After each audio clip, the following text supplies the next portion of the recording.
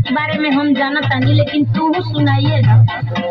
अच्छा तो ये भौजी, अब तू हमरा बाबा को विशेषता सुना कि हमार बाबा में कौन कौन गुण भरल बा।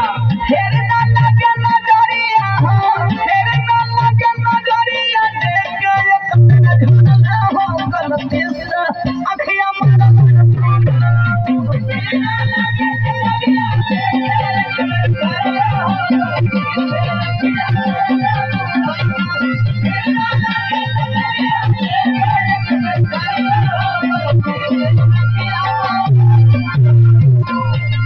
अरे खाए भला ना हो, हम खाए महीने दो दूधो का लगना लगा के हमार ओझाइया तो खाई कुल भी घाटा तर साथ साथ न मूड होई हो भी घाटा तर का हो। अरे चुप रह बुढ़ऊ, एक तो चोरी भी है ऊपर से सीना